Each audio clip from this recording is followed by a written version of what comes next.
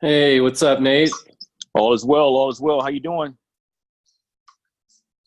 Good. Can you hear me all right? I can. Let me turn off my music. All right. All right. All right. How you doing? Good. Yeah, it's a pleasure to get acquainted. Do you go by Nathaniel or Nate? You can call me Nate. I go by both, but Nate is easier. Cool, cool. Yeah. Excellent. Well, listen, man. I am going to set my timer, and I am going to go into mode of getting to know you, listening to you, and providing what I can provide based upon what your objectives are. I will share with you a little bit about myself, but I want you to get the most out of this time together. Okay. All right, Nate. Yeah, appreciate you jumping on the call. It means a lot. I'm at a place right now I could really use some feedback, so appreciate that. Excellent. Excellent. Well, this is going to be a working session. I'm excited to work with you in this capacity because, as I said, I'm offering this so that I can um, gather, solving real world problems, so that as I build out my other pieces of my program, I don't have to talk about it. All I've got to do is say, hey, here's an example of a session so that you can really see what it sounds like, what it feels like, and give people an opportunity to experience it so that when they do make the decision to lock arms with me, that they know what they can experience, what they can expect, and be able to also see the different things that will be available in the treasure chest, if you will. And so what I hope to do for you is to give you a framework that you're going to be able to glean from, because um, because this is how I actually live out my life.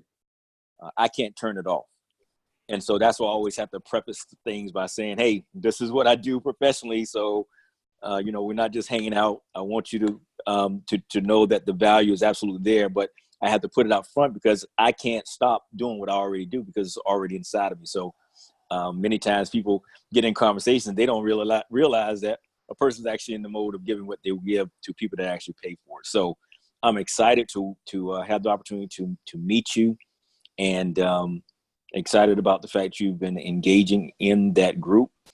I'm relatively new, but I've made a decision to really start to share the things that I'm doing offline because it allows me to um, get the things out of my head.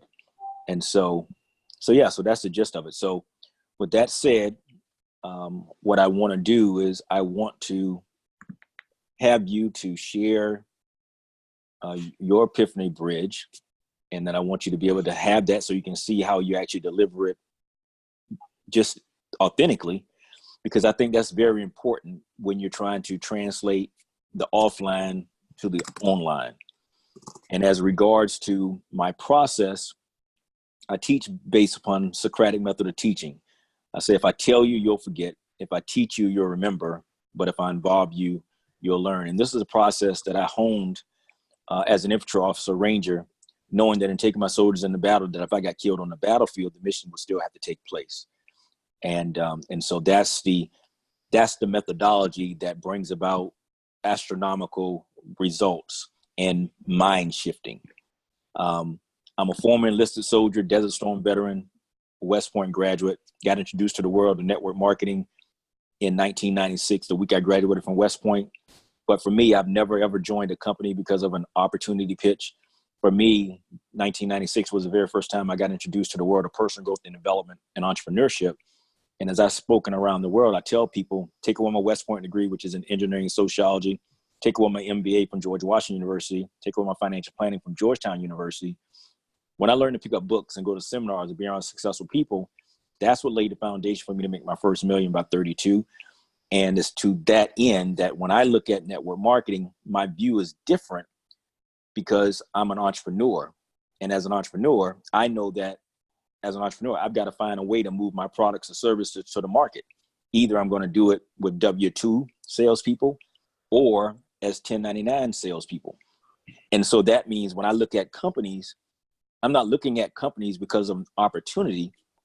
I'm evaluating companies based upon, if I don't recruit anybody, can I still make money? If I don't recruit anyone, can I still make money?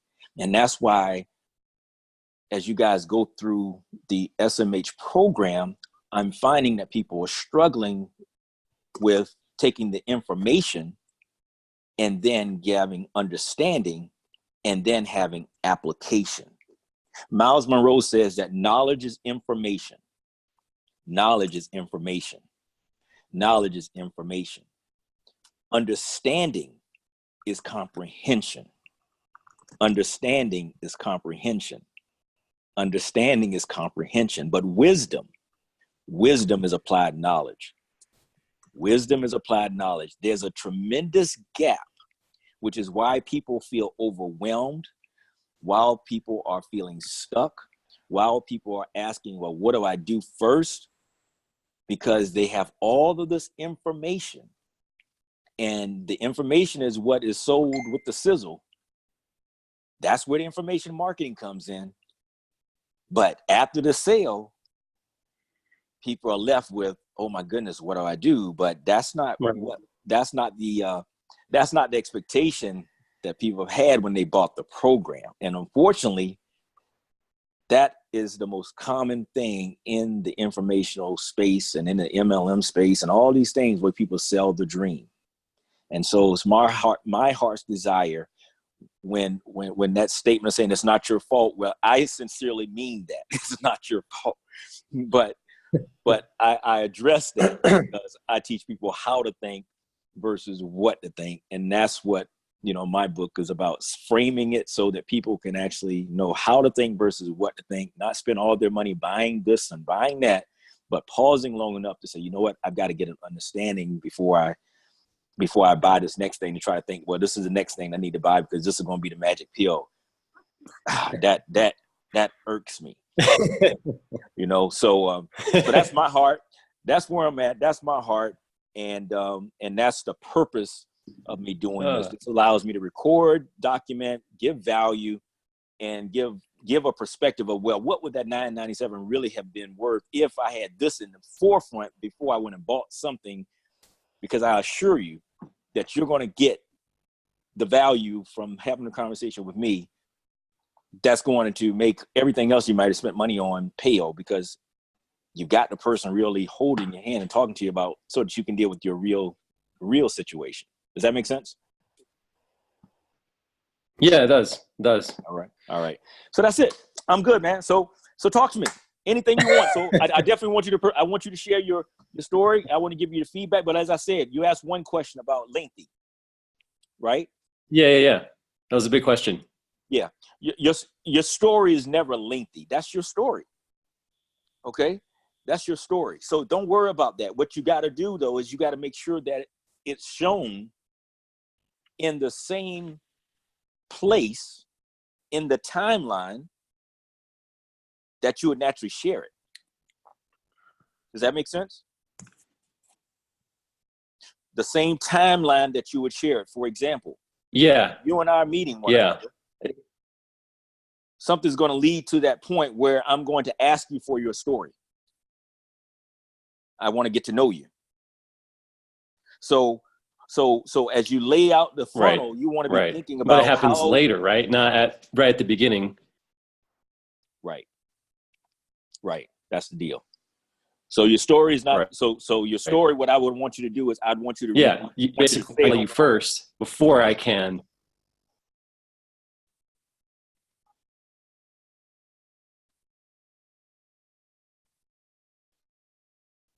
Can you hear me? You got it? Yeah, we're having a little bit of connectivity issues, man. Unfortunately. Yeah, some type of delay. Yeah. I don't know if you just want. You want me to just call? You want me to call you? Oh no, it doesn't matter on my end. I can give you a dial-in number as well, but I hear you fine. There's just a delay. Yep, you're good right there. Oh yeah. Yeah, with me, I'm only catching. It was good at first, and then for some reason, my internet's not doing so well right now. And I think it's my end, probably not yours. I'm out in the Rockies. I'm kind of out in the middle of nowhere. So, but I do get really good internet. But lately, when I've been streaming stuff or doing like these types of calls, I'm noticing a trend now, so I'm gonna have to address that. Sorry about that, Nate. Can you hear me all right?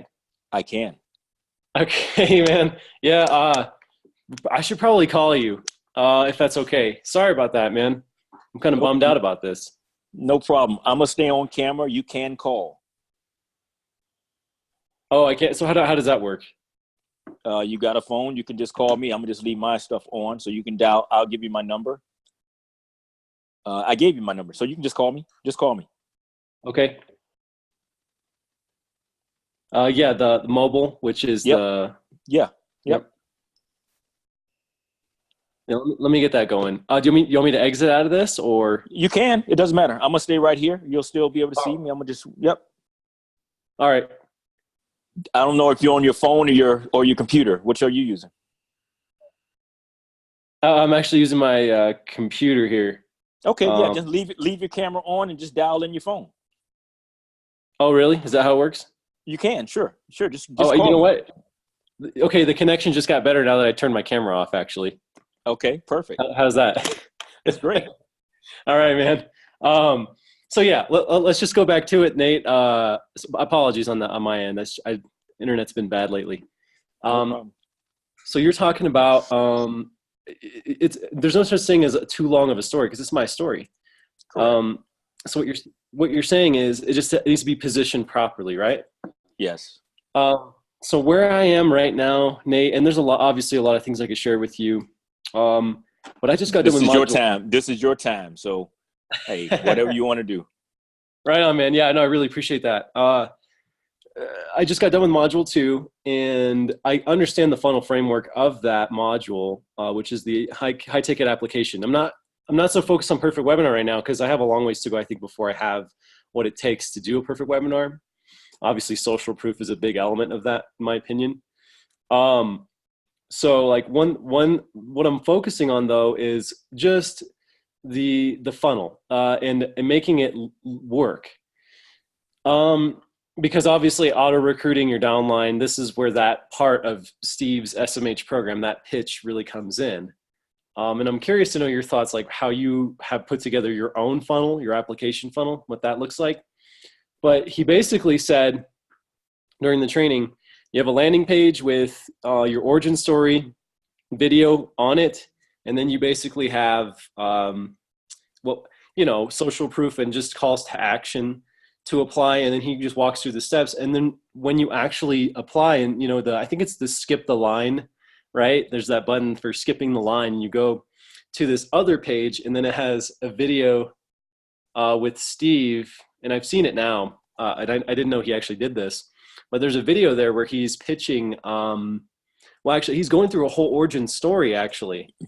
When he was broke and everything like that. And then at the very end of it, if you join my downline, these are the bonuses you get.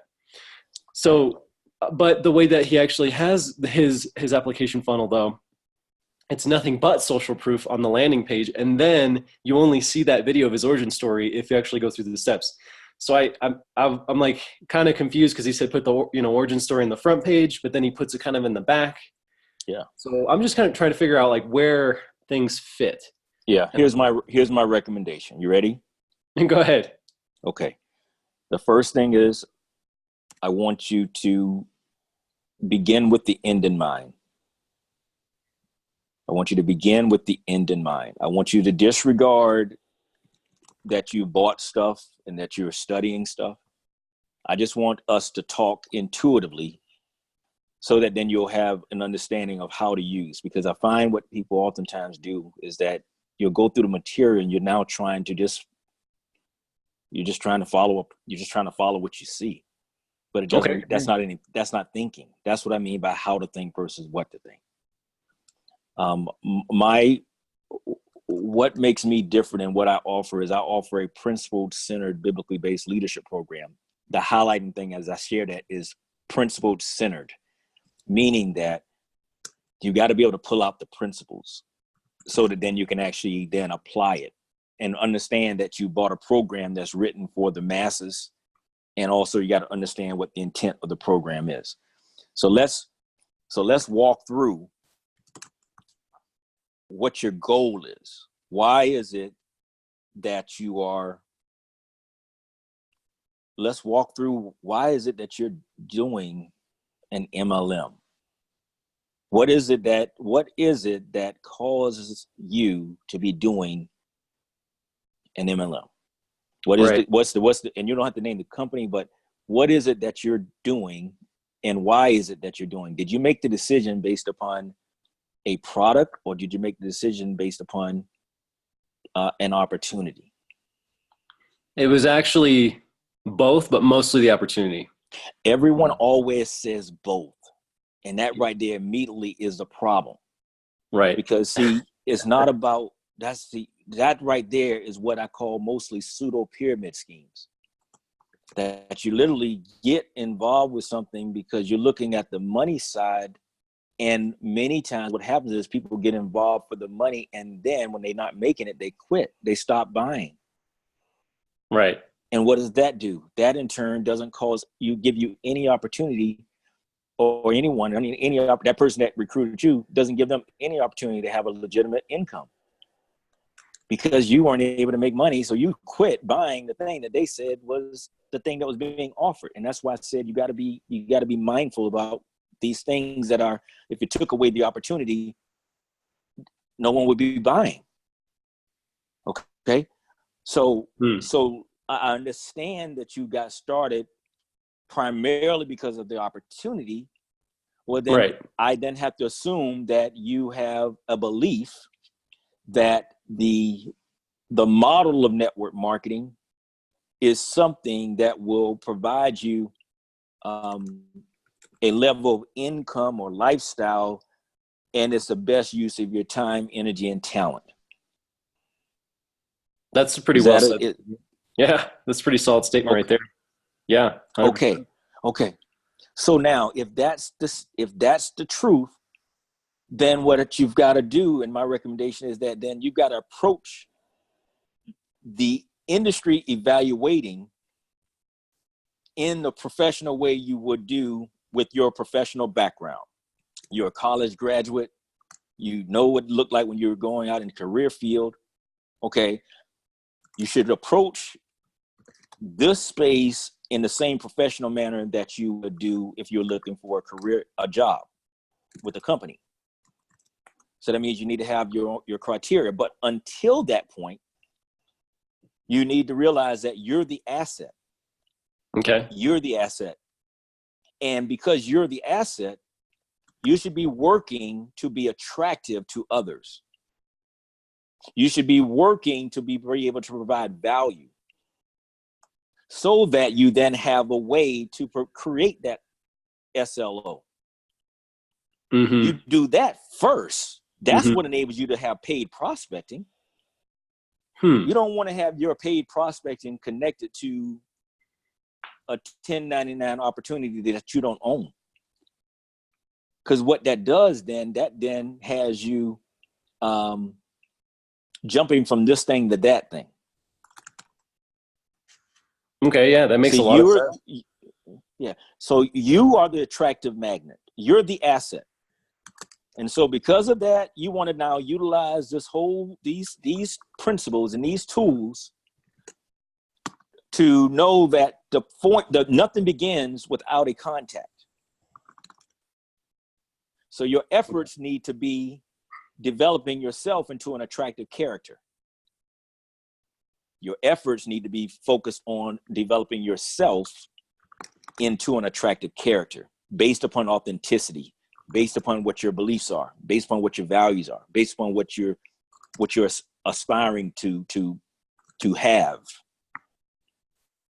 And when you do that and own that, then that's when you're going to be attractive to others that resonate with who you are. That's why you hear me say alignment before assignment. Okay. Alignment before assignment. And then with that approach, you're able to then isolate the problems that your solution is an answer for. You'll then be able to isolate the problems that your solution is an answer for. That's why when you told me your story and I said, that story won't work unless there's an established credibility or an answer to the question of so what, or what's in it for me. You see, you've got to, if you're going to put yourself out there like that, you want to already be in a position where you're immediately establishing your credibility, or you're immediately highlighting the answer to the question of so what. Okay. Does that make sense? Yeah, I follow. So what, or what's in it for me, should be the first thing that's basically being addressed by my landing page. That's exactly right. And because your landing page can be, because you can have you should have multiple isolated landing pages. Right. Because your landing page should be isolated to speaking to one problem, one person, one whatever. Would you like me to show you an example? Yeah, that'd be fantastic, Nate. Go ahead. Okay, and I'll let you see my actual video. But for example, at 19, when I walked the perimeter during Desert Storm, I said, Lord, if you allow me to make it back, I'll never waste a day of my life. And so it was in that moment that I made a decision that I was going to be a person of service. Well, as life went on, I met my wife, and this was in July 8th, 2015. I passed her pink Cadillac. I said, I don't feel like talking to nobody, but I'm like, okay, but this is what I do. I pulled over to the side, and as she drove by, I grabbed the copy of my book. I flagged her down. We talked through the window. I put the book in her hand. She flipped through it. She gave it back. We exchanged contact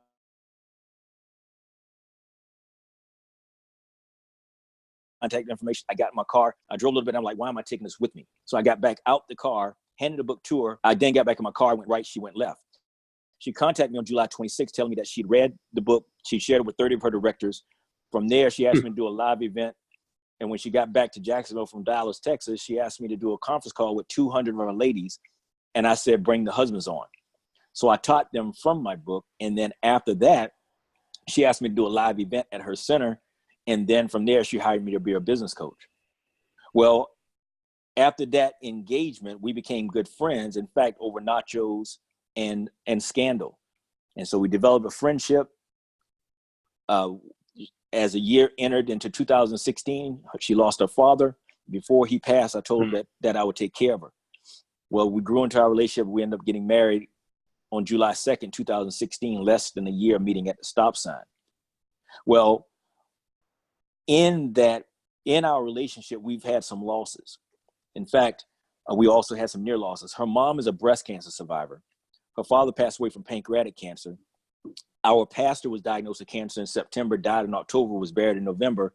And then my grandmother right now at 92 has breast cancer. And so this is very personal to us, because what we did, we realized that 1 in 3 women are diagnosed with some form of cancer during their lifetime.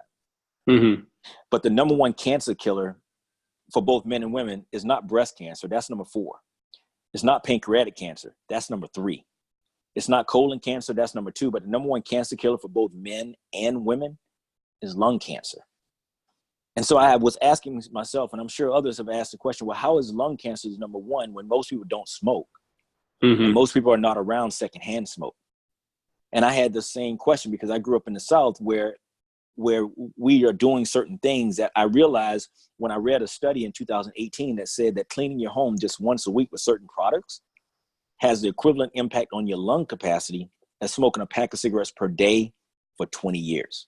And so based upon that information and the fact that I grew up in the South where they say if it doesn't smell like bleach, it ain't clean, I was forced to realize that regardless of what I may have grown up doing and experiencing, I knew intuitively that it wasn't good for me. And that's what led me to making a lifestyle to change. And more importantly, it put me on this crusade to educate, equip, and empower people to just get the facts. And so I have a free study that I want to put in your hand that simply gives you this information. And I challenge you to go into your own house. And I want you to answer this question for yourself. Based upon what I just now shared and your own ability to do the research and your own ability to read the labels of the products that you have in your home, ask yourself, is there any smart reason why you would knowingly continue to use poisonous products when they're safe, effective, and affordable products available. So that's what I mean by isolating a problem Mm-hmm. and never having to give a solution. Now, in hearing that, what are some things that you pick up on that in turn would be of value to you as it relates to you and whatever it is that you're doing? And where do you think we need to make some changes? Okay. Well, you said you didn't present a solution, but isn't the book or the free guide that you're going to give a solution to the problem? Or is that? Think about what you just said. How is that a solution to the problem? That's right. A lifestyle change would be a permanent solution. It's more of just a guide, right? So it's not even a guide. What are people, what goes through a person's mind when someone just gives them information? Well, the law of reciprocity. So basically now that person, well, I mean, I don't know if you heard of that, but. I do know. No. So let me help you out. No, I've heard of it. That's not it. Okay. The question is it true? Okay. Yeah. Where is this? Give me validation. Remember what I said about credibility. Anybody can tell somebody anything, but that's what people do. They're trying to sell you on something. Okay. But when you're giving value that is tied to allowing a person to come, what's the purpose of the epiphany? To change beliefs, right? To cause someone to be able to see how you got crossed the bridge. Yeah. Yeah. And then allowing them to come cross the bridge. Right. Just like you did. So in your epiphany bridge, it was when you realized that household chemicals can be just as bad as cancer or, lung cancer, smoking. When I saw the research, yeah, I didn't come to the realization. I was forced to accept the truth. It's not as if I don't remember my grandmother running me out of the bathroom and saying, "Get out of here," when she's cleaning. Yeah. See, intuitively, I know that I wouldn't I wouldn't tell my children to go into the bathroom and close the door and tell them to clean it. I would now, but I knew my grandmother wouldn't do that. I knew a parent wouldn't do that. Mm-hmm. So it wasn't that I accepted it, even though intuitively, if I thought about it, but I knew that the warning labels were on there. What do you do? Right. So the information, that's what I mean by being a person of value. That's what I mean by educating first. What is it that you're going to do to give that is not contingent upon getting people to get something or to buy something? Can you just give value without an agenda? Mm-hmm. So that it's not predicated on them buying something from you. See, what I give is information that is literally 100% focused on the person being able to be armed with making a decision, and it's not tied to what it is that I have to offer to them. Okay. Yeah. That's powerful stuff, man. Thank you for sharing that and acknowledge it. What makes it powerful? Because it goes back to this whole Socratic method that you're referring to, allowing people to think for themselves. Yes. Yeah. Yeah. And that right there, it is that one single nugget right there that I'm giving to you will change your posture, will annihilate any forms of rejection, will allow you to feel good about what it is that you share, to be able to fight when someone puts you in the box of a salesperson, which salesperson in their mind means push, as opposed to consulting, which means to be open for someone to, a consultant serves by asking questions. Mm. Salesperson is sales. They try to get you to do something. Consultants help. If I generally do an exercise with clients where I say, okay, do a Benjamin Franklin T. I got one side consultant, the other salesperson. And I want you to list out all the things that you think of when you think of salesperson. In fact, tell me, what are some things that you think about when you think about salesperson?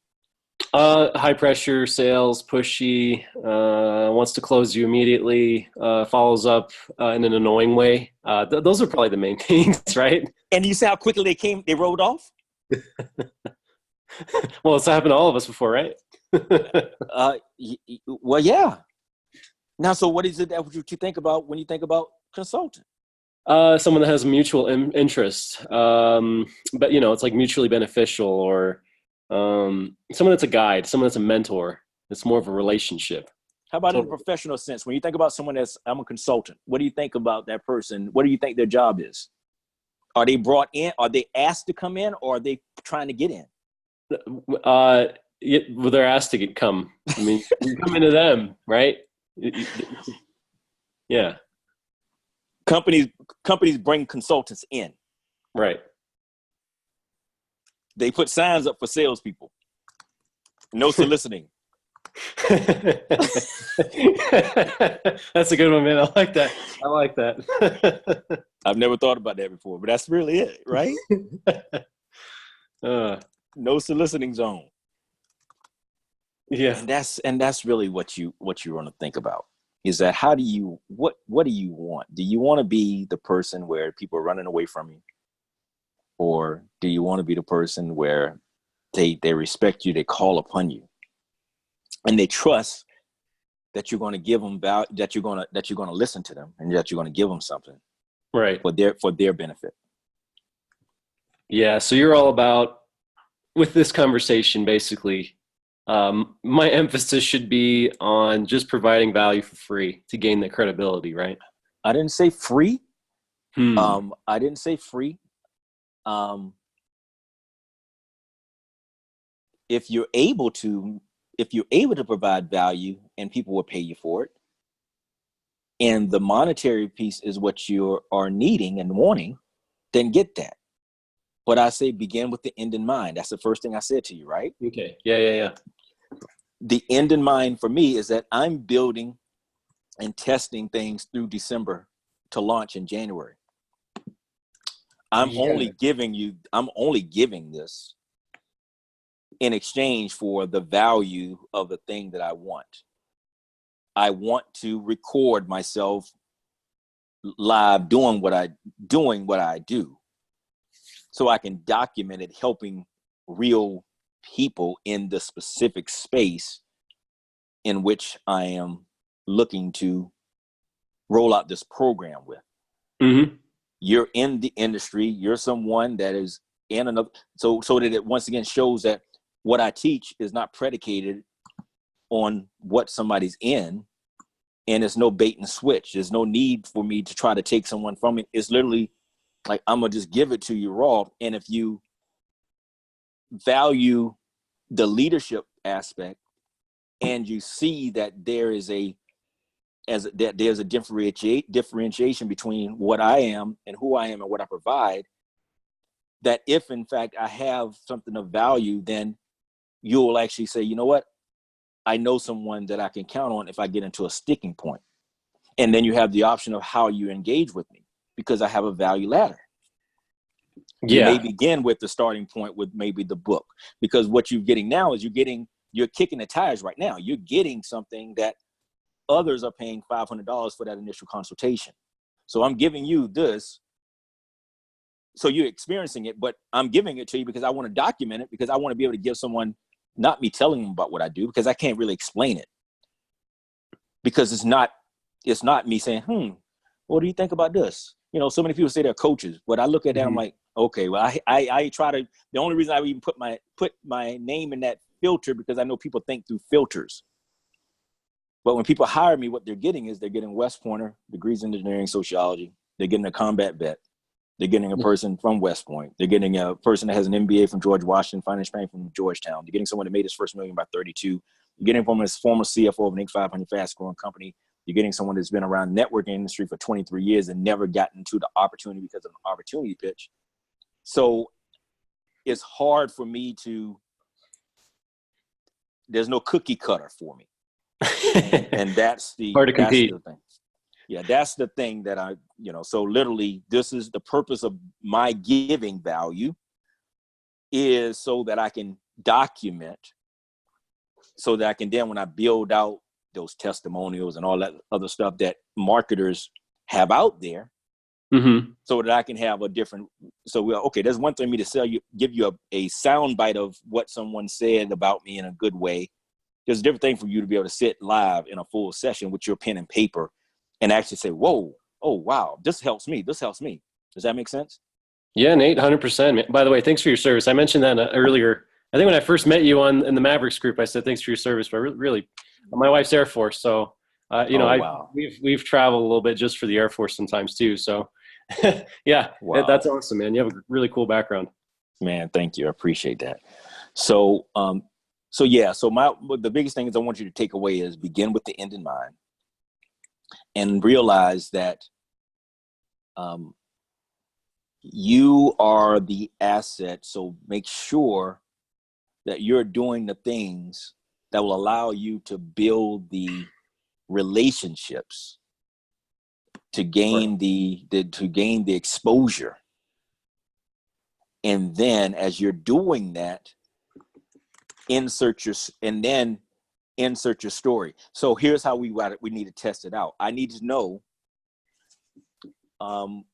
based upon your MLM, tell me about the last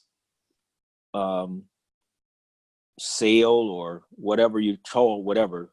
Tell me about the last person the last person that bought your product or service. How did that happen? Let's see. Off of social media, actually. And this is before ClickFunnels. This is before I had ClickFunnels and knew about all the different ways to market. So I'm pretty general. Yeah. Basically, it was a phone call. I called this particular friend of mine on the phone, and she did a workout program that I had put her on for 6 weeks, and she really enjoyed it, got great results. She didn't stick with it for like the last 2 weeks because life was busy, and she's like, let's do it again or whatever. But yeah, that is kind of that last experience, Nate. I'm not sure what else you maybe want to glean from that. I don't know if other questions. No, that's it. So I'm gonna walk you through it. That's why I said nothing. I'm just asking you the way that I would, like I do with anyone. So, okay. So you called a friend up, right? Yeah. So this was a person that you already had a relationship with. Right. Okay. So make a note and tie that to what I just not communicated about, right? I just not talked to you about you're the asset. And I just not said to you, you got to work to have either some type of credibility established, or you got to be able to provide what's in it for me, or so what, before inserting your story, right? Right. I'm talking to you about basic relationship stuff. So you made a phone call based upon the fact that you had a relationship with someone. So the front of your funnel means putting some type of bait out there to cause or engaging with someone in some shape or form by maybe publishing an article or doing a podcast or doing a video, whatever it is that causes someone to get familiarity with you. Right. Commenting on somebody's wall, whatever it is, you're doing something, or an ad, whatever you're doing, something that is acting as an attraction magnet that causes them to give you contact information. So you had your friend's contact information. Right, exactly. Which facilitated you make it. So the first thing is you have to have the contact. Now, once you had the contact, what caused you to reach out to her? What caused you to present a workout program? By the way, I'm a former personal trainer. That was my first business as a personal trainer. Oh, nice. From there, I started teaching people how to apply the habits of physical fitness to their life. Then I did my MBA, started teaching people how to apply the habits of physical fitness to business. Then I did financial planning, teach people how to apply the habits of physical fitness to personal finance. So everything that I do is predicated on the idea of someone has a goal. We do an assessment. then then I make a plan and then hold them accountable. So Ah, I got you. All right. So nice. talk to me. Nice. Yeah. So how did that happen? Was she seeking you, or did you call her to offer up something? Yeah. So good question, Nate. So Instagram, I've used Instagram heavily for marketing in the past. And that's basically through just, attraction marketing and just providing value on that platform. That is where she reached out to me and we got on a phone call. I did call her, but yeah, she did reach out to me first. And that's kind of how it all happened. What did she reach out asking or saying? Um, she was asking me details about what I was promoting at that time, and it was a workout program for 6 weeks. So, hey, what's involved with this, or how can I join this next group that you have coming up? Okay, so she had a desire to. What was the benefit offered? What was the result being sold? 6 weeks, meal planning, Result. workout Result. plan, results. Result. The result was What was leaner, it being sold? Yeah. leaner, fitter, stronger. 6 weeks. Okay. See, people buy the result. People buy the result. That's why when Stephen does his example about being able to sell something, you don't have to even know what it is. Remember that deal when he does that book selling thing? Yeah. You remember what I'm talking about? Well, book selling specifically. The book idea. He said, I haven't even read this book. Yeah, the fake bookstore. Yeah. Correct. Don't miss that lesson. He was selling a result, right? Yeah. He was talking about that result being sold, and that's why he said people will buy it. So you are the young lady was buying the result. She was seeking the answer because of the result that was being promised or being stated. Does that make sense? Yeah, 100%. So now, with that said, so you put something out there. That's your ad. That puts out what it is that you're presenting. Okay, so now the question is, next step was you got on the phone with her. Mm-hmm. Okay, so now that's like an interview. That can be done from a standpoint of frequently asked questions. That doesn't have to. So you got to go ahead and model what actually transpired during that engagement, leading up to her saying yes. Yeah, I'm just taking some notes, Nate. I know. Gotcha. That's really good. That's good. Okay. Now, so then from there, that's a purchase based upon what? Was that a product funnel or was it an opportunity funnel? Product funnel. Yes. So now, how do you now? What's your one-time offer? What's the next thing? What do you think that's going to allow her to be a solid business builder? Results. Yeah, it has to be results. Has to be results. But she could also be a business builder if she is going through the program with someone. So she has a desire for income and she valued the presentation that you gave, then she doesn't have to pitch. She doesn't have to do anything except for be able to feel confident in getting other people to get the presentation from you. Right. And as a result of that, it should then lead to her generating an income. Mm-hmm. So that's how an opportunity funnel develops. So you graduate. That's why I said ascend to the opportunity ascend through the opportunity funnel. That right there is where most people miss because they're looking at what everybody else looks at MLM as. Mm-hmm. Multi-level marketing is not a business. Not in my world. Not from the way I as an entrepreneur look at it. Multi-level marketing is not a business. That's a method of moving products and services. Word of mouth is all successful businesses are word of mouth businesses. So when I look at people talking about MLM and business, I'm like, you guys are salespeople. You're just the way in which I, as an entrepreneur, have chosen to put my stuff out in the market. Instead of paying someone up front, I'm saying I'll all day long pay anybody who will go sell my stuff for me and then give them money after they brought money into me. Right. Commission based, basically, right? Right. Money that's being paid after performance. After performance. So all I've got to do is make sure my stuff is good. You see, so, but again, I know this is counter to everything you've heard. I know this is different than listen, I'm just giving it to you raw from my lens as a guy that's not been an MLM head, but has had the opportunity to coach, consult with, work with guys that go out there and kill it. But I'm like, I always guide people from saying, yo, you can go have success here, but let's be clear about what you're doing so that you don't mislead people, hurt people, manipulate people unintentionally. Now, if you just like that, then do it. But if don't do it unintentionally. Mm-hmm. Okay. Yeah.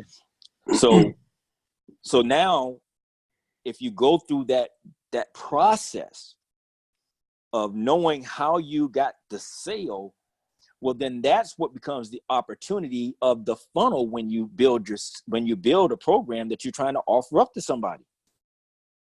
You want to be able to offer up something to somebody that they in turn can plug in and create sales independent of whether or not someone else says they want to make money. Because the truth of the matter is, most people, 97% of people don't want to sell anything, and they don't want to get into no network marketing. And most people lack ambition and lack hunger. That's true. So given that, why do you want to be in a convincing business trying to get people to go other than saying, well, some will, some won't, so what? And then look at them as if they were the problem. They just didn't follow. They just didn't do it. They just didn't try hard enough. They just didn't. No, man, it's a lot of good people that are really hungry that just have not been put in a situation to win.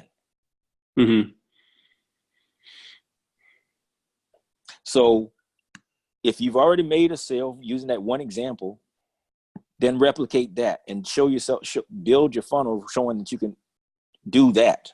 And then once you do it again, then hand it over to someone else and see that they can do it. If you can do that, now that's validation. Okay. Now you have an offer to make. Now you can then sell the opportunity. Because what you're doing when you say sell the opportunities, you're trying to give a person an opportunity to make the money. Right. So prove your product funnel. And then when you prove your product funnel, then you sell that opportunity. And then when you prove that someone will buy the opportunity, then that becomes that funnel. Mm-hmm. That allows a person to then recruit and get the team building going. If you look at some of the posts I've made, I walked that particular thing out. I said, okay, here's what happened in August. I said the first time that I had success with my product funnel, I was in Italy, and someone came to my product funnel that was in New York. I said, boom, that was a win. And then I said the first time I had success with my opportunity funnel was when maybe in July or something. Yeah. I think I saw that post actually. It was really good. Okay. And then August was a big month. And then I said, okay, well, this is what I'm gonna look for September. If these things happen, then boom, I'll be ahead of the curve. And one of those things was having 2 or more people rank advance as a result of going through my opportunity funnel. Well, that happened in the first half of September so far. So now, again, everything I'm doing is still tweaking now going into, again, because everything I'm doing is just trying to get things set for, I'm just putting everything now is just going through December to the end of the year. But that's the methodology. That's the process. That's the process. So as I said, the biggest thing is first automate your offline for getting the sale. Then, first do it offline, then teach someone else to do it. Then test those steps with somebody else doing it offline. And then once you've done that, then automate it. Okay. And then that becomes a thing that you're selling. And then you can, even before you automate it, test if you can sell it to someone where they can just follow the steps manually. That then proves whether or not you have an opportunity to sell. Yeah. So Nate, I'm curious if I can just ask a question here. Sure. What have you found to be effective for lead generation?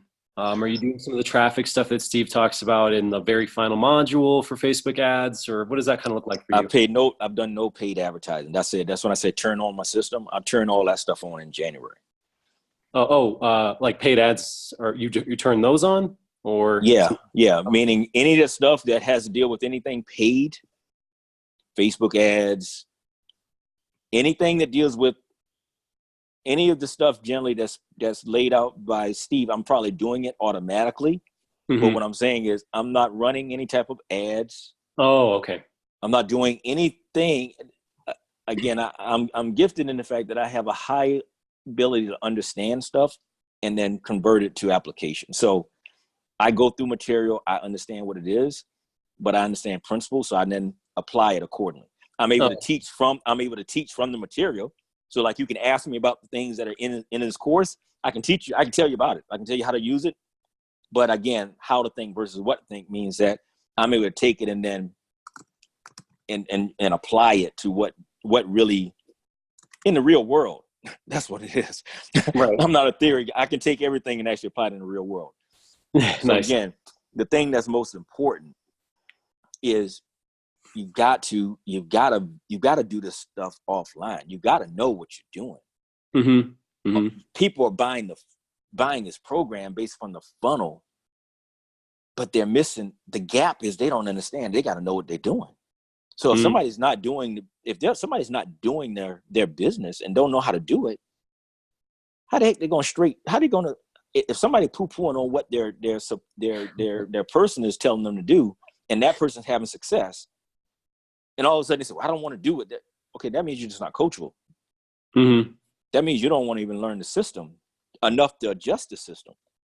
You got to have the discipline to actually learn to make sure that you know what works, and then translate that. That's the whole deal with funnels. That's why I'm glad the other day Steven said about, funnels. You do funnels. You're doing fun. If you sold anything, you've done a funnel. Yeah, exactly. Right. That's the true statement. I'm so glad it came out because I'm like, people are beating their head over this idea about the funnel just like it's a magic pill. I'm like, man, you don't even get that, what that actually means. So my lead generation, for example, I gave the example. I said last Saturday I did a breakfast, free breakfast. Got an IHOP, went to IHOP, we blocked off a room. People came in, they bought their own breakfast. Then I had I taught, but then I had my SLO, my book. So people bought my book. So I gave value free, and then I had product. And the product had information in which I'm teaching from. Right. And so that then puts them into the funnel. That's and then because of what my program is, I now make the offer. If somebody buys a book, I give them a free business, a business that they can begin learning how to apply the principles that I teach, and they can start the training at $0. Is it like a free trial period? No, they get the full business. They can they can get in, they can read the policy procedures. They can go through the training. They can even get their free $100. All they've got to do is I always say, when you get enough belief in the logic of what it is that I'm offering up to you, if you don't do nothing but pay the dollar amount so that you can have access to me, then you can do it. It's like those guys that have sold the OFA with all this stuff, and told a person, well, if you buy this OFA, then you can get all this stuff. That's happened to me quite a bit, by the way. I've gotten spammed by a lot of people in the groups. Okay, and so in turn, then people actually say, shucks, I'll rebuy this thing just so I can get the bonuses. Yeah, that's happened to me too. I've been tempted. Okay, so that's what I mean. That's an example of it. So I'm saying the bonus is me. So if somebody in turn decides to buy the book, and they might be doing something else, but the bonus is me, because I can train and work with people in whatever it is that they do, because I'm not the MLM head. I'm just Nate Scott. So, and then from there, that then gives them exposure to the opportunity funnel. But if that's not the point in which they enter, they could enter later on based upon, is there any smart reason why you would knowingly continue to use poisonous products when there's safe, effective, and affordable products available? As an example. Mm-hmm. You know, so my point is that you want to know what you have as your offerings within your MLM, and then you want to create isolated tip of spear. Don't pitch the company. Solve problems. Yeah, I like that. Don't pitch the company, solve problems. Identify with one particular thing that what you have as an offer addresses. Don't sell it trying to get people in, just address something. So that then in the event that they want that, then they've got to get the full presentation. And then being able to see within the full presentation, yeah, there's an opportunity to make money, but make sure that make sure they can buy what they want without having to get into a business. I see. Because if they can't, then it's like, okay, well, this is one of those things. Yeah, it feels too. So basically, you're talking about just having a low barrier to enter the market, something small, it's low ticket. I don't call it low ticket. I'm just saying have a way to let person buy, just like if they were going to McDonald's, they wanted to buy fries. If somebody goes into Walmart, they want to buy. Okay, what is it that you offer? What's your product? My MLM product or something. Yeah. Okay, yeah. MLM product. They're health supplements. So, like what? An example. What does it fit? What does it compare to in the market? What is the thing?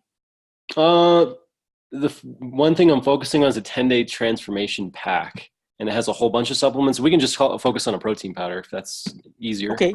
Yeah. Okay. Yeah. So a protein powder, or if you're saying it's a pack, then the pack. Well, the pack contains what? And that's what I mean.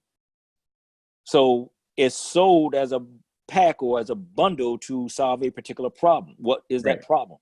The problem in this case is fat loss. Okay, so lose weight. Okay, so as a personal trainer, I first sell my training. I know that 80% of the results are nutrition. Yeah. So therefore, it's a natural thing for me to share a recommendation. I didn't recommend a company. I just recommend here, based on what the results that you want to receive. Here's what I recommend, and here's why. Here's how it fits into your program that I just wrote out for you. I just purchased this, or I can say, you know what? If you purchase my training, here's what I'm gonna give to you. Or if you buy this kit, here's what I'm going to provide to you. Whatever it is that you look at as your piece of value, your value proposition. Yeah, Nate, man, you're throwing a lot of good ideas around here. Offer creation, obviously, being that piece right there. I'm curious, when you, just with your background, very unique. You've already experienced a high level of success before even approaching Secret MLM Hacks. How did you approach, like, basically build the funnels the way that Steve lays it out? You did it differently, didn't you? I didn't just do it differently. I already had a working knowledge. I just had never heard about. Again, when I saw the material beginning with ClickFunnels, I immediately saw that funnels were what I was already doing. Oh. Again, I can't stress this enough. Funnels is what I always do. Funnels are what you already do. What makes me unique and what makes my value high is that I can teach someone how to translate what they're doing. Again, the gap is knowledge, understanding, application. So when someone hires me, that's what you're getting. You're getting a trusted advisor that's able to help you to navigate so you can make changes, so you can get results. It's not this thing of regurgitating information. That's where people just buy stuff. That's the selling process. And so When people hire me, that's one of the things I help to protect against, and that is protect your wallet. Mm. See, Life is Rich, How to Create Lasting Wealth is a principle-centered, biblically based leadership program focused on personal growth and entrepreneurship, specifically written to address the fact that 77 million baby boomers are retiring and facing a cash flow danger, and 66 out of 100 people age 65 earn less than $30,000 in retirement, that 47% of people say that they had a $400 emergency, they'd have to sell something or borrow money to address it, that 78% of people said they're living paycheck to paycheck. So when you wonder about how I share my opportunity funnel, well, I share it already knowing the problem. So I have the problem already being sold. I just don't have to talk about it. I know where I'm taking people. I know how to send them. I know where I'm sending them to the top because I know the real problem. But I also know people resist that whole idea of trying to make money because no matter what, most people don't have ambition and they won't make any changes. So therefore, I don't go to that. I give the facts. I already know that inevitably once I show them how to do what I do, beginning with my first recommendation, that at some point in time, I'm going to show them how easy it is for them to follow my steps and have success and address that problem that they may not actually acknowledge. But I know that they're living in desperation already. Okay. And that's why, and so that's why when people in other companies buy my book and they use it as a tool, they're using it because my book frames all of that. It got Leadership as the Answer, The Cash Flow Danger, It Happened to Me, Become an Entrepreneur, Choosing the Right Entity, Raising Capital, Asset Protection, Protecting Your Financial Privacy, Reducing Your Taxes, Retirement Planning, Residual Income Retirement Planning, Estate Planning, and Life is Rich. So it's a tool that's really for that whole purpose of that if you're really trying to get to the opportunity piece and you want to do with higher level people, well, it's a subject matter that is not a bait and switch. It's a subject matter that's truly about value. And for those people that work with me, it's a tool because people can Google me and literally see, well, what's my real story? So then it ends up being with the credibility. So then when we do get involved and connect with people going through that interview process or they're trying to validate, well, that's how I lend myself to the efforts of what other people are doing. So that's all. That's how that works. Okay, man. Yeah, that definitely answered my question. That's solid. I like your approach here. Basically solving problem with your SLO or paid prospecting product that's related, but not in any way kind of pushing people towards the MLM necessarily, right? Period. Ever. That's why I'm able to support people from any company. Because I'm not ever pushing. Remember, MLM for me is just marketing. I don't look at that. That's not what I call that's not the company. The company has just simply chosen how they want to move their product or service to the market. These companies are either wellness companies or they're financial services companies or they're credit repair companies or they're essential oil companies or they're cosmetics companies. If you can make just that, if that paradigm shift can happen, it'll change the way you look at and even engage with people that are in companies that are doing the same thing that you'll maybe start to buy products and services based on the fact that, oh yeah, I need that. And the price is right.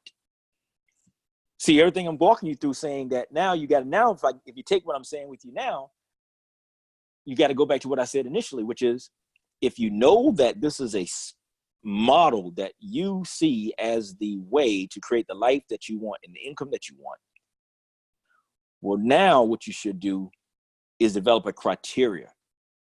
Okay. So that you don't lose relationships, so that you don't waste time, so that you don't waste energy, so that you don't waste money. You want to begin with the end in mind, and you want to look at companies based on a criteria that will give you the outcome that you desire. So the question is, what is the promise of MLM or network marketing or direct sales? What is the promise? What is the result that you bought into? What is the result that you're aspiring for? The result, that's a good question. In a nutshell, just to be able to provide for my family. And for me, that's a six-figure income. And I see network marketing as that opportunity to do that. Okay. Then, is it safe to say if you were making a trip from Colorado to Florida, that you would do so based upon wanting to get there at a set time? Well, yeah, of course. Okay. Is it safe to say that based upon the time in which you wanted to get there, you'll consider what vehicles you have to get there? Absolutely.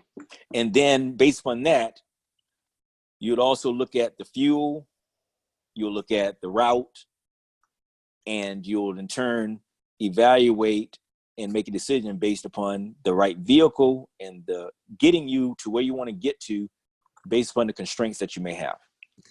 Absolutely, Nate. Absolutely. Most people don't do that when they get involved in network marketing, MLM. What they do is they say, I got in this thing, and that's all. And they head down, their blinders off. They don't think. There's no thinking. Yeah, no, And I've been there. So my thing is, be loyal to your family. Be loyal to your family. If you've gotten to the point now where you realize that this model is a model that absolutely can create a lifestyle that you desire, I'll say then don't put it in the bucket of a six-figure income, because a six-figure income would be $100,000, and $100,000 there's other things you can do. But if you're going to put yourself in this space, put it at $250,000, put it at $500,000, put it at $1 million, because there's no limit. Mm-hmm. And if that's true, then all you got to do is realize that in order to reach whatever level you want, you got to just have a large number of people doing a few simple steps repeatedly over an extended period of time. Let me say it again for you. You want to have a large number of people doing a few simple steps repeatedly or consistently over an extended period of time. That's why when I wrote out the numbers of saying my goal is to get to 25,000, I was building out this system so that when I kick it off in January, my goal is to get to 25,000 customers by December 31st, 2020. Right. And then I wrote out, based upon that goal, here what the numbers are. And basically, it boiled down to having an organization that grows at 100 per day. And so I said, then, is it possible? Do I believe it's possible for me to create a funnel in which I'm able to acquire 2 new customers a day? I mean, I would say that's good. Yeah. Right? Otherwise, what are we talking about? If I can acquire 2 new customers a day manually, if I can't do that, if automation won't do that, what's the point? Right? Yeah. Yeah. So then if I can see that I can do it, create a funnel to acquire 2 new customers a day, now all I've got to do is now I've got to do is sell it to 50 people. Now I just got to build a team. I got to have 50 people to ascend through my opportunity funnel. Have them receive my product funnel. And with my product funnel, acquire 2 customers a day. Yeah, and that's how you duplicate it and get those numbers high.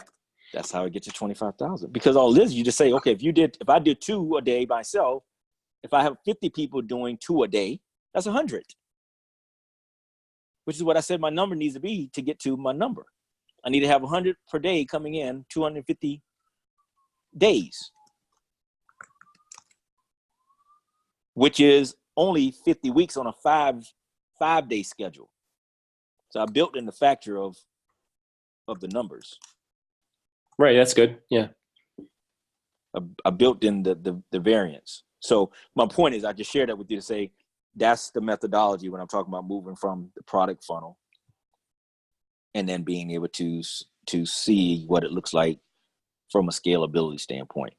And so if you're going to go through that effort, you don't want to do, I say you want to build it one time. I've seen far too many people in this networking industry, literally, where they talk about how much money they made, they talk about what they've done, but literally they still inevitably have no residual income. And that's because they're not looking at, well, what are the factors for residual income? What do you need to have true residual income? What do you think you need to have in order to have residual income? Well, residual income at all, Yeah. or a specific monthly threshold? in anything to create monthly income, residual income. Well, in this particular space that we're talking about, you just have to have a system that's bulletproof. It's good. It's just, you can hand it off to someone, right? No. No, as a light does electric company have residual income? Not necessarily. They have to maintain it. They have to, right? Customer support, all that. No, but that's still they got a customer, and the customer is in turn paying each month. Okay, yeah. That's what residual income is. Okay, yeah, subscription-based model, right? Sure. My first residual income, my first experience was my 40-unit apartment complex. Hmm. I just had to get a lease.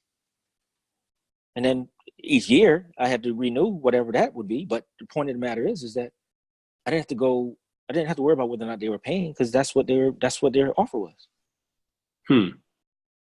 So that means, so with that in mind, don't try to build your financial future on whether or not other people are going to go get people or not.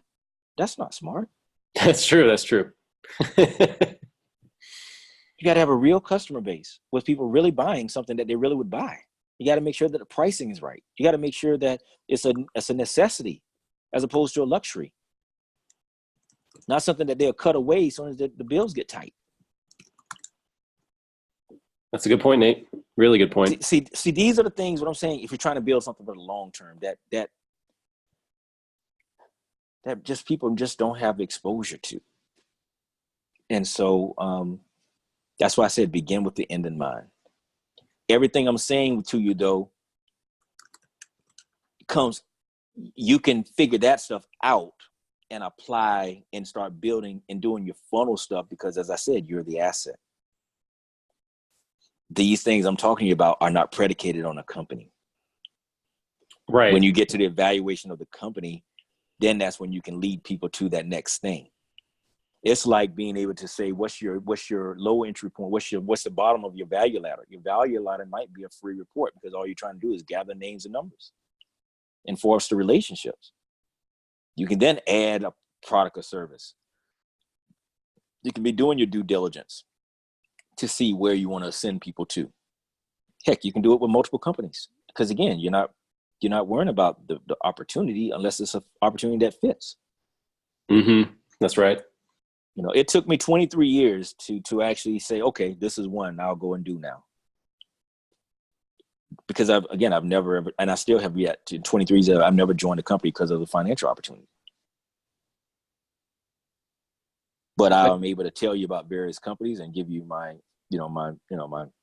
perspective. But I do so objectively. I'm not doing it because, I look at things critically, and that's another skill set. It's just about critical thinking, and that's a lot of work I do with people, because people don't go through critical thinking. So I said how to think versus what to think. Yeah, Nate. It sounds like you have a pretty good knowledge of the industry, just who's who in the network marketing companies, right? Yeah, I do, and they know me. Yeah, I'm around. I'm not the guy, but I'm around. Again, but that comes with that whole gain of respect because of what I give as far as value. Period. So it's not. So my net are relationships with just being a person of value and a person of substance. Yeah. That's how I met my best testimony is my wife. My wife is 26 years with one company. Wow. 26 years, Mary Kay, 26 years. Wow. 16 years as a national sales director. The 17th woman of color in the 54-year history of the company to be a national sales director. And I'm excited to say that she'll be retiring in January so that we can actually do life together and build out, because I've exposed her to a whole different world in my space. But as a point of reference, I say that the industry, I say in general, there's an income gap between men and women in corporate America. Okay. I say network marketing, I say most of the other companies are like the men in a company. And I say Mary Kay is like the women in the company. So there's a true gap between the women and the women in other companies.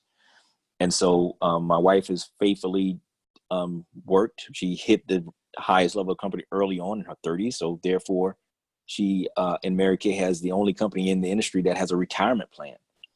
And so they get a retirement at 65, or after 15 years as a national sales director, they have the eligibility to retire. Well, because she's 16 years. She's going to be 53 years old. She's going to be retiring with all her benefits. And that's unusual because most people never retire. They don't even know that space. And so we're doing something unique in that regard so that we can work together, and we are building a net. Now she's coming into my world, and I've took her to an event for the very first time just past in May. Yes, I've got experience, and I've been hired by people because of what I bring from a leadership side and how I know, and I just provide objectivity. So That's awesome. No, thanks for sharing that. And I was just going to follow that question up with, have you heard of my company? And I'll put it in the chat just because it'll be easier that way. It's Purium. I don't know if you've heard of that company specifically. It's kind of a smaller company. They're based out of California. Okay. Yeah. No, I haven't. Mm-mm. No worries, but they're in the alternative health space, and that's really what I'm passionate about. Similar to what you're saying with the carcinogenic household materials, cleaning products that are out there.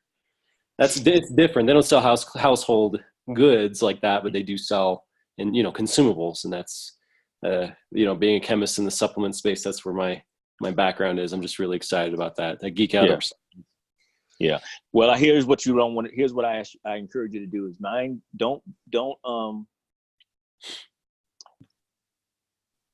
don't allow your passion and your personal interest cause you to go broke. Don't allow what you're interested in to cause you to think it's a good business.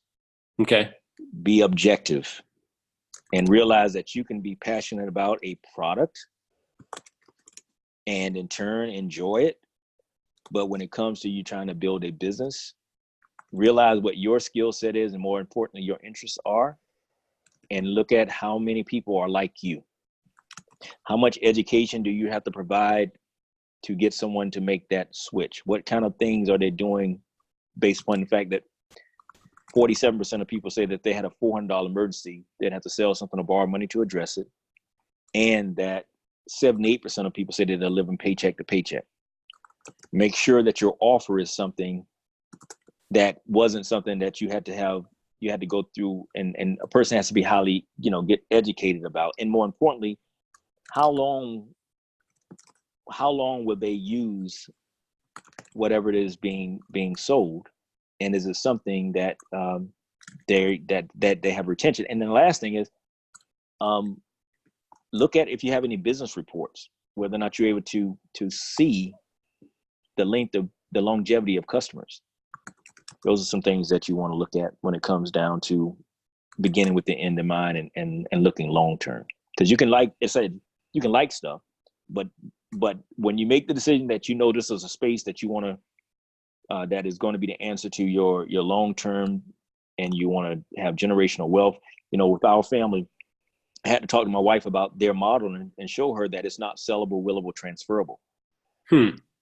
So to stay in 12 years, even though she's at the top of the company, being there for 12 more years would be a detriment to our family, because we can take, 2 years and do more than she did in the 26 years.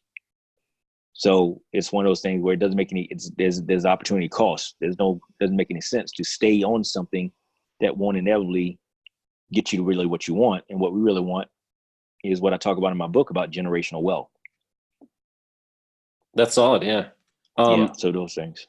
Yeah. How do you go about getting business reports, Nate? Do you approach that should be in your either ask the company directly, or if it's ideally it's a part of your business back office. Ideally, it's a part of your reporting. If it's not, then you need to ask. But otherwise, you should then document it for yourself, because I know if it's something that you can then do some objective analysis inside, kind of get the behavior of your customers, i.e. retention and stuff. You want to be able to look at things like retention, because you don't want to have a bucket with holes, which is what most companies like. I did a Facebook Live that was 2 hours. I'll see if I can find it, and I'll tag you on it. Sweet, man. That'd be awesome. I'll take a look at it. It's all about this particular topic of just finding out the business background. I did it specifically about why retention, the live residual income. Okay. Yeah, I just did it talking about residual income and what why people fail to get residual income.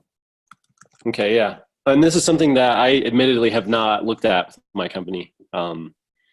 It's not, again, it's one of those things. It's not your fault. Most people haven't. You Well, wouldn't yeah, know. you're the MBA here, so I mean, you obviously you look at things more analytically as well, objectively. Yeah. Yeah. So that helps, right? I just seen people hurt before. Yeah. But that's the biggest thing, is that I look at things critically, because I literally go into it looking to understand. And so fortunately, I've always been open and receptive. And because I'm open and receptive, I literally just take things with a blank sheet of paper, and I'm like, okay, let me look and listen. Let me learn. That's why anytime people show me an opportunity, I will look and evaluate, because it helps me to better serve my clients. Okay. So I look at all companies. I look at them when people ask me to do it, because I evaluate them and see what I would do and what I think.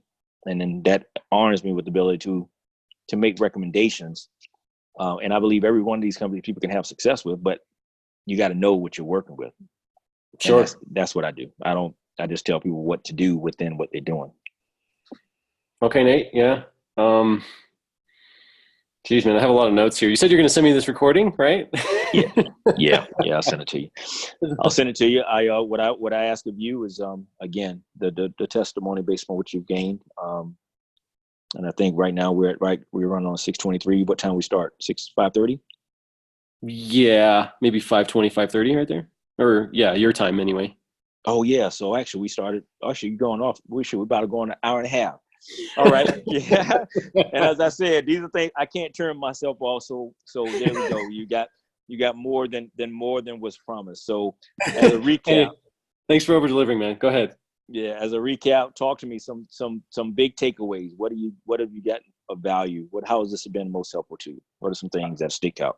Number one, I loved your Epiphany Bridge. I love how you present stats, statistics, facts, figures for the problem being presented and the solution to that problem, but with an epiphany inside of it. It's really effective, man. I really like that. You're the asset, number two. Huge thing. Obviously, you want to have a product that's independent, standalone, so that if your company goes under, something happens to that MLM, you're not tied to that outcome. You're the asset, which is huge. Begin with the end in mind. Just have your value ladder in your head and don't try to build stuff, which is kind of the trap I've fallen into, to be honest, Nate. I've built stuff and I haven't really just taken the time to look at my whole value ladder. And I did like a couple weekends ago, and I finally got to the bottom of what I'm doing for real, But yeah, beginning with the end in mind, I'm going to revisit stuff too and fine tune stuff as I go along now. Based on what you said, there's some principles in there. And then translate what you're doing from offline to online. So that's like probably the number. So 4 things, man, really stuck out to me. Awesome. Well, very good, man. Well, I definitely enjoyed having the opportunity to communicate with you, and glad that you've gotten some value. You got my cell phone now, and feel free to message me, and we can go back and forth.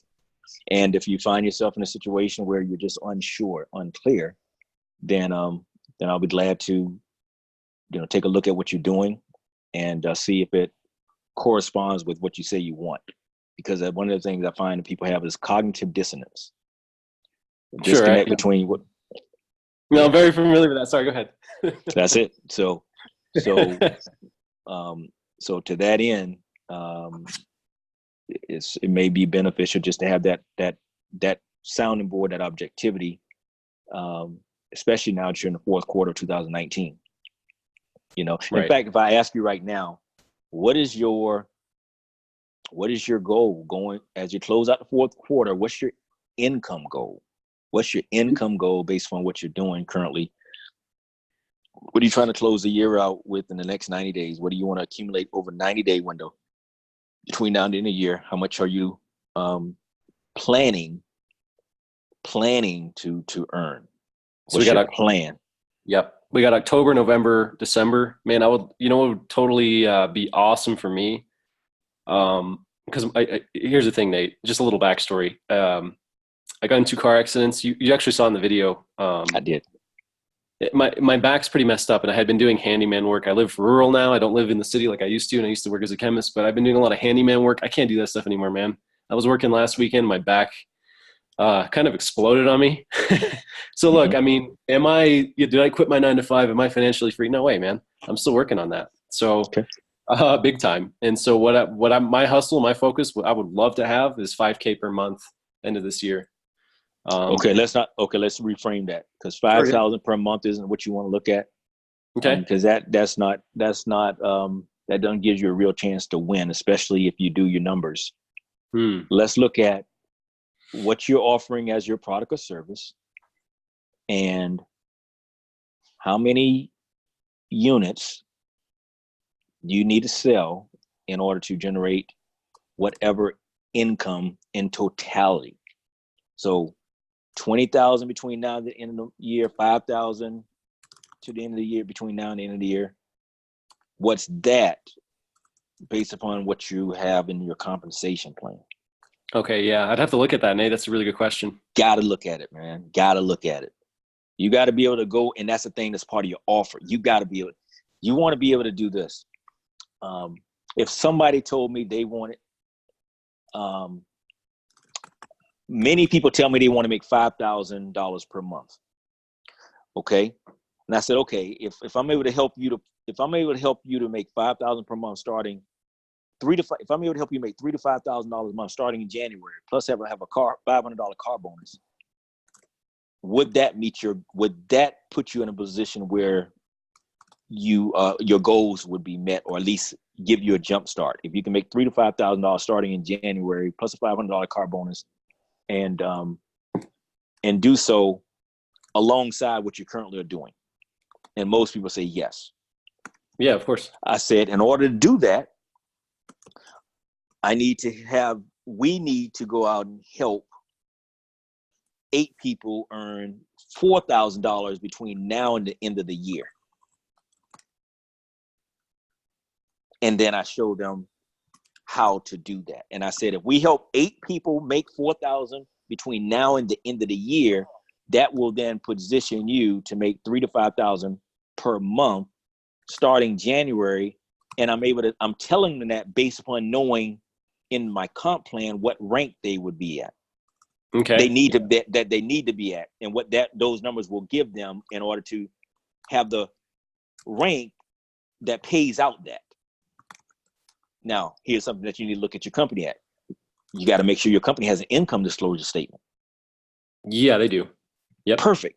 So now what you do is you take your income disclosure statement, and then in turn you look at the rank, and then in turn you look at how does someone get to that rank, and then how does that happen in a set time frame. Okay, yeah. Like how many customers per day or something like that, right? Nope. Just simply 90 days, 120 days, 6 months, a year. A game plan to get to that in total numbers first. But that's the only thing you need to focus on. So for example, as I said just now, in order for someone to get to that position that I'm talking about, that they're talking about, that their goal is based on, they need to have 8 people earn 4,000, period. I just put it to a 90-day window. Right. Okay. Yeah, I see what you're saying. I'm just simply saying, okay, we're going to give it a time frame of, let's say we're going to do a 90-day run. And in 90 days, we need to help 8 people make $4,000. I know that advancing those 8 people to a particular position is going to pay them cumulatively $4,000 or more dollars. Right. And I know that if those persons achieve that rank, then those ranks that they achieve will cause the person that I'm working with to ascend to the rank that pays them out $3,000 to $5,000 per month. Okay. Yeah. You understand? That crystallized the whole idea in my brain. Yeah. Okay. So that's what you need to do. You got to, so if you're saying you want to make $3,000 to $5,000 a month or $5,000 per month, then you need to know what is the rank that pays $5,000 per month. Right. And then based upon the rank that pays $5,000 a month, you need to look at what's your total customer count need to be. And then also based upon the customer count, how the rank advancements look in order to divide up those customers. So that would then determine then what kind of team building you mean. So for example, my goal is getting to 25,000 customers in a 12-month time frame. I'm saying I'll do that by having 50 team builders that are doing X amount per day. Right. Which I said two enrollments per day. So if I then build a funnel out that has people doing two per day, then with 50 of them doing 2 per day, I'm now meeting my numbers in order to get to my goal. So begin with the end in mind. They begin with the end in mind. The end in mind is your goal, 3,000 to 5,000 per month, 5,000 per month. So now with 5,000 per month, tell me, what rank do you need to be at to get 5,000 per month? I think it's Crown. I think, Okay, then you got to find that out. Okay, yeah. That's the homework. You got to go look at and validate that. Don't just take someone's word for it. Validate that. Make sure that gets, because you want to make sure that your effort is worth it. No fuzzy math. That's if true. you find yourself in a situation where you can't calculate it, then we need to have a real talk, because that's going to hinder you in providing a real offer. That's going to be good for people. Protect your. I said this earlier. Protect your name, because that's your brand. Protect your name, i.e., protect your character. Always choose character over reputation. Protect your character. Yeah, that's awesome. And I saw that actually. I saw that post that you made, man. You're on fire, dude. You got all these really good maxims, good sayings. Yeah. So that's what you want to do, because then from there, that will cause you to make value-based decisions. Yeah. You want to be able to make value-based decisions, which then means that if you'll choose a harder right over the easier wrong. You won't continue to do something when it's not serving. You won't look at just yourself and sacrifice other people, because again, you only have this one time. Mm-hmm. So you want to be a shepherd. So don't have a short-term mindset. And so even given your situation, this is the time where you want to make sure that you align with people that can add value to you, and seek out the counsel, seek out the advice that you need in order to make informed decisions, so that when you go all in, you're going all in. Right. Right on. Yeah. All right. So begin with your number, 5,000. Crown. Okay, with Crown, how many? So with Crown, then what is something to help? What's a good number to help people to get to, that they can get to in 90 days, that will lead you to Crown? Then that means you need to look at the comp plan to see, well, what is required for someone to be a Crown? Right. Yeah. I need to look at all that more specifically. Okay. Anything else? Nate, I think I have a lot to work with. And We covered a lot. We covered a lot. I have a lot to work with, man. You provided some really good value. Incredible. Really appreciate it, man. I think my mind's a little burned out. You probably hear that a lot, right? Well, you saw the testimony I sent to you. Yeah, I got a lot of work to do. Nate. Yeah, especially because out here, the winter gets pretty tough. There's a lot of snow. Traveling, going around, doing work the traditional kind of way. By that I just mean in-person services and product and stuff like that. It's a lot tougher out here to do that. The handyman services and all that. Yeah. Well, and again, you got to factor those things in, and then drawing a line in the sand and saying, you know what, I need to. You got to focus on your end. Begin with the end in mind. Be clear about what your outcome is that you desire, and get what you need in order to make that happen. Don't look at your household, look at your current situation, look at the different how many streams of income you currently have, and look at the the stability of those things, Mm-hmm. and then look at other constraints, and then choose to do something that's going to give you the best shot to win. Like, how is your support in your MLM? That's actually a problem I've been having. It's scatterbrained. It's not very organized, actually. And Okay. I'm pretty straightforward about that, Yeah. Okay. So is it safe to say then that you're doing things by yourself? For the most part, yeah. Okay. Do you have an environment to plug into? Do you have other people that are doing stuff where you're able to, where you guys got the team and all this other stuff working? There's like 1 or 2 weekly meetings. I sometimes they interfere with other stuff I have going on. The time's just not good. But they do have them. But the past 2 times I went to, I got on the Zoom call and everything. They just weren't there. I don't know what happened.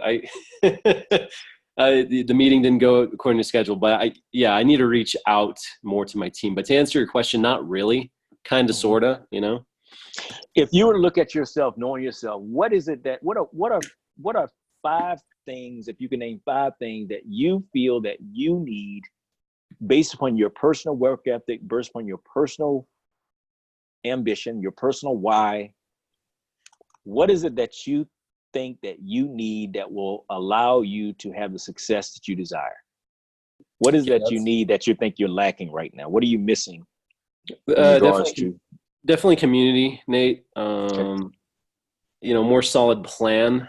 Obviously, I couldn't even answer some of the questions that you're presenting, which makes me realize, hey, that's a problem. Got to have more concrete answers.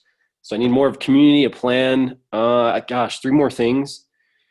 Some more. One thing I wish my upline would have given me was more scripts, like what he uses to sell, recruit, that kind of thing.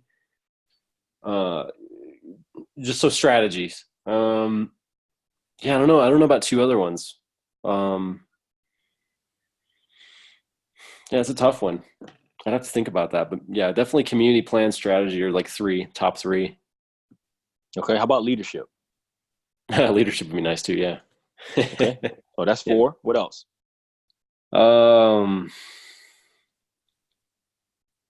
Do you have a solid presentation that you're making? I do. Okay. Yeah.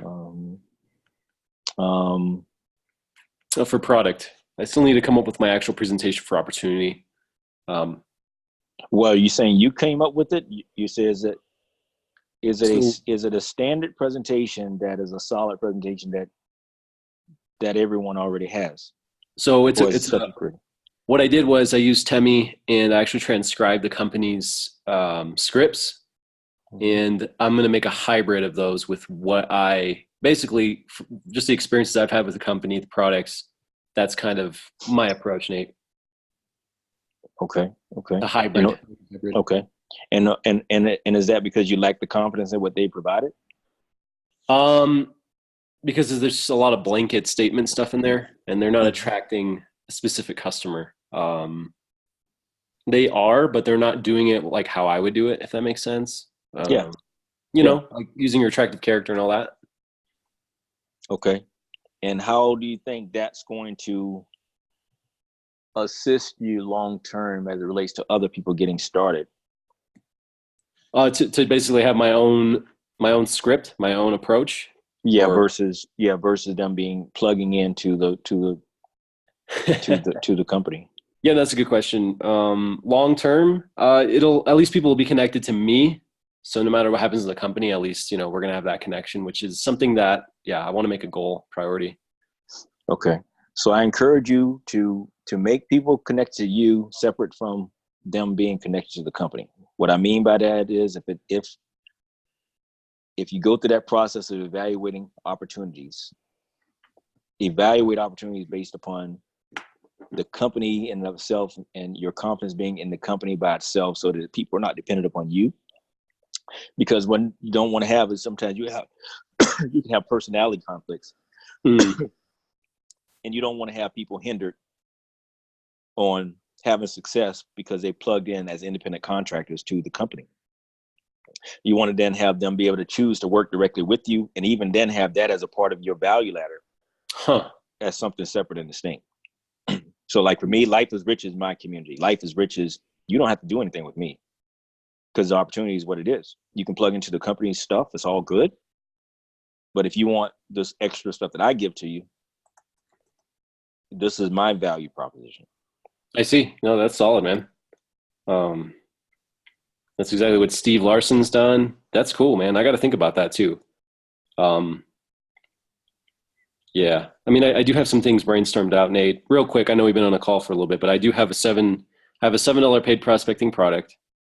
The application funnel is the one that I'm working on right now, which is what we talked about, and I might have to do some stuff there. After that, what I was going to start doing just to hit that 5K per month goal, actually, while I develop my attractive character and put more stuff on YouTube, and that's kind of my main platform, I was going to go ahead and basically start doing done for you funnels in the MLM space. Because I met a lot of people at OfferMind actually that are doing that sort of thing, and they kind of talk to me about it, taught me some principles there about done for you funnels and kind of helping people build funnels in the MLM space, more influencers with 10K, followers and stuff like that. That's kind of my value ladder right now, from paid prospecting to working with me to me just doing service-based, stuff for more high-profile MLMers that don't really understand funnels yet, and that could benefit them. You know what I mean? Help them just do things up. That's kind of my whole deal. So, yeah, just to hit that income goal faster. I don't know if the MLM is going to do it for me right away, to be honest. But then there's that element of belief and research I still need to do. Okay, got it. Well, at least you sound like you have a track to run on. If at any point you got my number, so if anytime you want to talk further, sure, and even look at how I go about kind of what my funnel looks like to see where, how to take the words that I've said, but actually then see physically, let me know. But I'll be cheering for you. Thanks, man. Absolutely. And if you would, like I said, do me a huge favor and just one, I'd love if you got notes, if you got a way to send me pictures of your notes, or I don't know how you type them out, whatever you put it in, but I'd appreciate your notes so I can see really what I gave to you, because I would list it off the top of my head. Oh, okay. Yeah. Yeah. And then, if you would just drop a note in the group about your experience with me. Yeah, for sure. So recap, you just notes.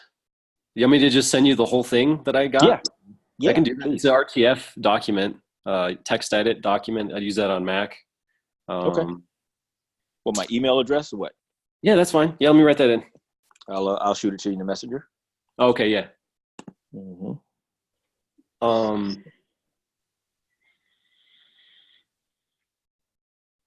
Yeah, man, really appreciate you taking some time out of your day. It's a little longer of a conversation than I anticipated, but man, I'm cool with that because I've been busting up late nights. My wife's like, "You look so tired right now." I'm like, "It's because I've been working like crazy." Yeah. What's your goal for this month? What's your income goal? We got 11 days left in the month. What's your income goal? Yeah. Income goal. Just stay where I'm at. It's going to be kind of hard to do anything this month, man. I got my parents coming in from out of town next week. It's just going to put a damper on things because, I haven't seen them for a couple of years. Okay. And this is just going to put a damper in that 11-day window. You know what I mean? So I'm going to be kind of at where I'm at because I was trying to get something launched, but I didn't have the time, to be honest.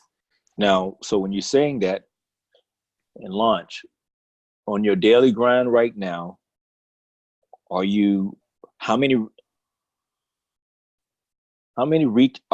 so 3 things you want to be tracking: your reach outs, your appointments, your presentations.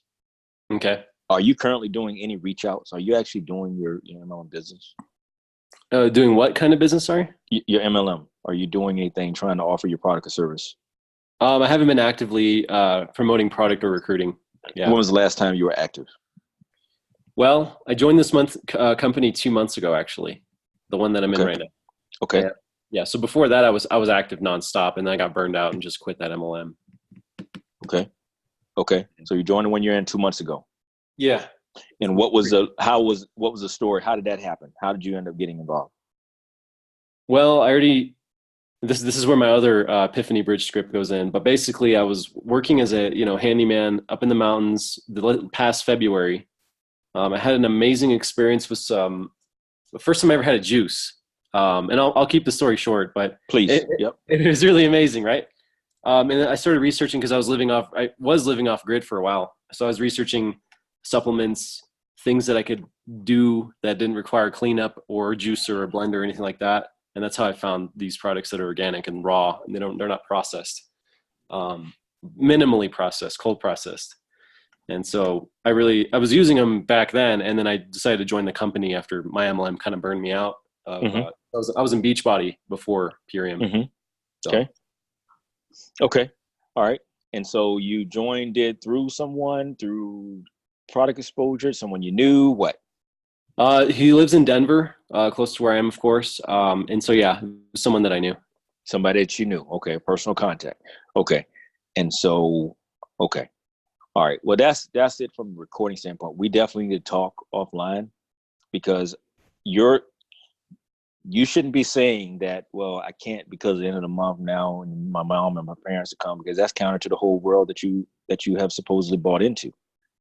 So I want to challenge you to do something to cause income to come into your home. And if we determine that that's not possible, then we got to really look at really what's going on.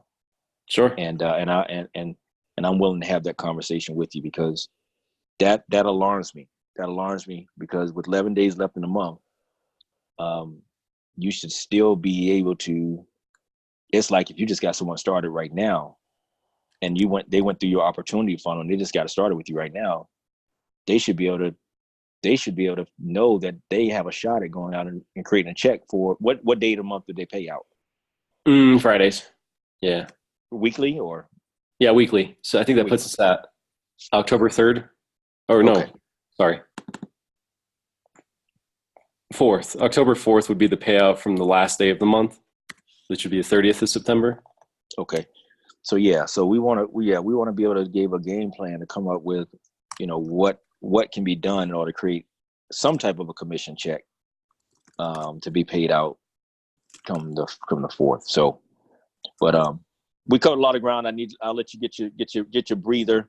And this was good. I like your personality. Thanks, if you need a community to plug in, let me know, and I'll let you eavesdrop in my community. Have you download the Telegram app? Oh, I have it. Yeah. Okay, cool. Download Telegram app now that you have that, and I generally do a Zoom like 2 or 3 times a week, and they experience this right here, but it's more of them talking and celebrating each other, telling about what their experience or what their heartaches might be, and sharing that journey experience. And then I generally come back at the end and I then answer questions or give something to address whatever they're dealing with specifically. So yeah. So you got to contact me, man. You at least you can get you can stay close to the fire at some point. and if you get value from the day and you want more, let's talk, and I'll see about giving you a game plan that's based on what you really want to do going into the end of the year. Because that plan I just now said that I offer up to people is, if you know that 3,000 to 5,000 a month is the number that you need to get to, wanting to get to, if you find that you really don't have an answer to doing that because you got to figure it all out, well, I can walk you through so you can have an opportunity to evaluate and determine if you believe whether or not you can have success or not. And that's really the critical thing that you want to do as it relates to, as you build out your stuff, that you want to get to that point where you know without a doubt that you can hear a person's situation and then actually offer them a real solution, i.e. be a consultant. Yeah, that's solid, man. I'd be interested in that. I would. Okay. Yeah. Anytime. Take a breather. feel free to reach back out to me later on. And if 9 p.m. Eastern is what time I do my Zoom. And if you want to jump on that, let me know, and I'll give you access that we can actually get a temperament and see a feel of what people are experiencing and how they're talking. And you can actually ask. It's uncensored, which means you can ask them anything. That's you good, want. man. And that That's way cool. you can literally don't have no no doctored up answers. You can literally get on, you can ask any questions, and you can literally open up honestly, and you can get a real sense of what it's like. Awesome. All right? They might tell you it's not easy. They might say they may say it's tough, but it's tough because I know what it looks like to lead soldiers, and if I'm going to stamp my name on you, I got to make sure that the fruit bears. But otherwise, you messing my brand up, man. Awesome. Hey, I didn't get the email in the chat. Did you drop it in there? Not the chat. I sent it to your Facebook Messenger. Oh, okay. Yeah, I'll look there. It's fine. Yeah, I just put it in your Facebook Messenger. Yeah, that's fine. Chat. I didn't even realize chat. Yeah, we're going to see you guys with that technology stuff. Let me see. Yeah, I exited out of my browser because I think it was slowing down my internet. Yeah. It's there. I sent it to your Facebook Messenger. I can't find my chat. So, participants. Yep, chat. There you go. Boom. Boom, boom, boom. Boom, boom, boom. Cool, man. And good deal, brother. So, now what's your wife do? My wife works in contracting for the government. She's actually on military orders right now, Cool. doing that. Got it. Okay. Very Yeah. good. So she's also on my downline too. So we're trying to figure this thing out together. Oh yeah, well, I can give you some firsthand. Yeah, well, yeah, you guys should definitely have a conversation with my wife, because like I said, my wife was my customer before we had a relationship. That's cool, man. And she was a customer. I wasn't trying to recruit her. I gave her a recommendation based on trying to serve her, and just so happened we became, husband and wife, and so we actually have 2 spots in the household, and so, but we're building as a unit, but it's an interesting dynamic. So we are a unique couple in that we are husband and wife that individually are strong. Oh wow, and yeah, so, that's cool. That's cool, man. So it provides something different. All right, brother. So I sent the chat in the chat box, and so I also sent it via email. Yeah, man. Did you what? I'll do whatever you need, man. You said you wanted a video testimonial, or I'm sorry, I missed that. Oh part. No. I don't care about it being video. It can be writing. It can be just a little note, whatever. It doesn't matter. It can be a video one if you're good with video, you can do a video. And if you do that, then just do it via not as a Facebook Live, but just do it as something that I can actually use. Otherwise, you can just write it up. Yeah. Like a YouTube or Vimeo or whatever. Whatever is easy, and it doesn't have to be anything that you have to do a whole lot of before, because I'm just gathering the stuff. You could even do it via Zoom, where you turn on your camera. Yeah, I've done that. The video. Yeah, do it like that, and then just give me the Zoom. Cool, man. Yeah, let me do that for you. I wouldn't mind doing that. Okay. Yeah, whatever's good for you. But either way, I definitely want your notes so I can see what the heck I said. I know I got it in audio, video, but yeah. Yeah. Some of these notes. Yeah, I wasn't planning on taking notes, but I was like, oh man, this is a note-taking session. So. Yeah. Smart of you. All right, man. Well, thanks so much, Nate. We'll be in touch. Absolutely. Yeah, I'll definitely have some questions for you. So, okay. You got me. Thanks. Yeah. All right. Take care. Yeah. Take care, man. Have a great rest of your night. Thank you now. Bye-bye.